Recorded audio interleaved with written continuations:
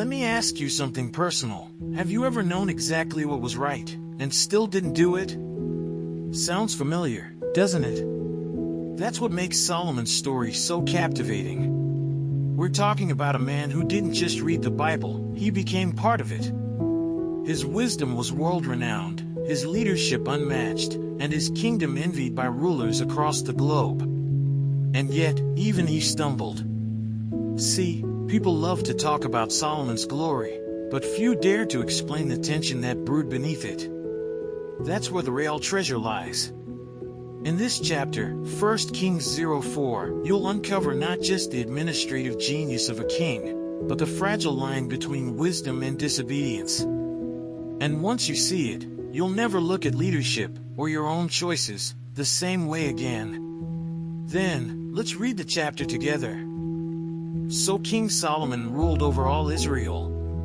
And these were his chief officials: Azariah son of Zadok, the priest, Elihoreph and Ahijah, sons of Shisha, secretaries, Jehoshaphat son of Ahilud, recorder, Benaiah son of Jehoiada, commander-in-chief, Zadok and Abiathar, priests, Azariah son of Nathan, in charge of the district governors, Zabud son of Nathan, a priest and advisor to the king, Ahishar, palace administrator, Adoniram son of Abda, in charge of forced labor.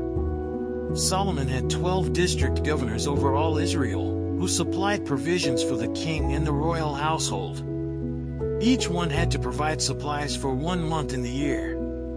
These are their names: Ben-Hur, in the hill country of Ephraim, Ben-Deker, in Makaz, Shalbim, Beth-Shemesh and Elon Beth-Hanan, Ben-Hezd, and Araboth, Soko and all the land of Hepher were his, Ben-Abinadab, and Naphoth Dor. He was married to Tabhath daughter of Solomon, Bana son of Ahilud, and Tanakh and Megiddo, and in all of Bethshan next to Zarathan below Jezreel, from Bethshan to Abel-Meholah across to Jachmim, Ben-Jeber, and Ramoth-Gilead.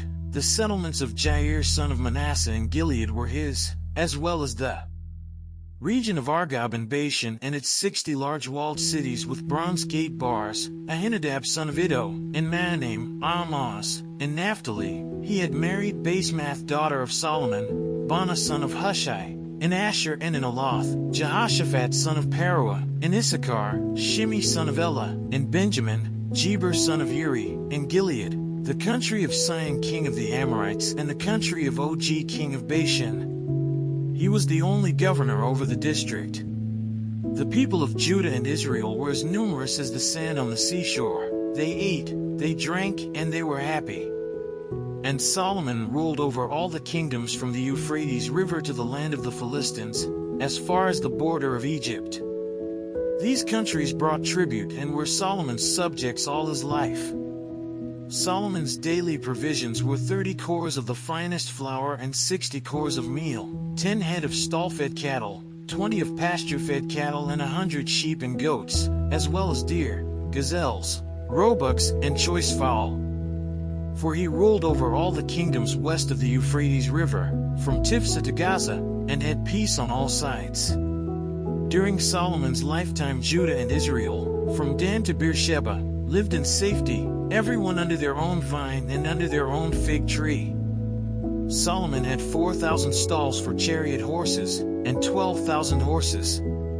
The district governors, each in his month, supplied provisions for King Solomon and all who came to the king's table. They saw to it that nothing was lacking.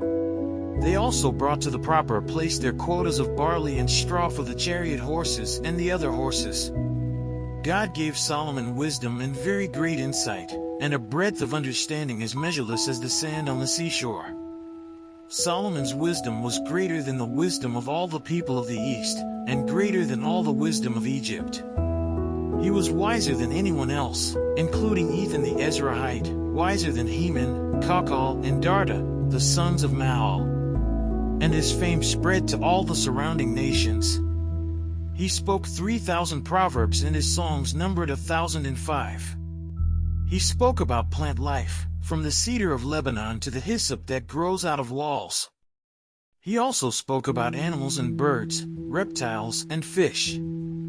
From all nations people came to listen to Solomon's wisdom, sent by all the kings of the world, who had heard of his wisdom. Let's say a quick prayer to thank the Lord for his mercy. Hey God, thank you so much for opening my eyes today. There's so much wisdom in Solomon's story, and I'm grateful for every bit of understanding you've given me through this study. But Lord, I don't want this to just stay in my head.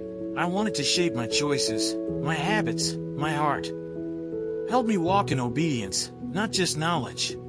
Remind me, gently but clearly, when I start trusting more in things than in you. Keep my heart soft, my ears open, and my steps aligned with your will.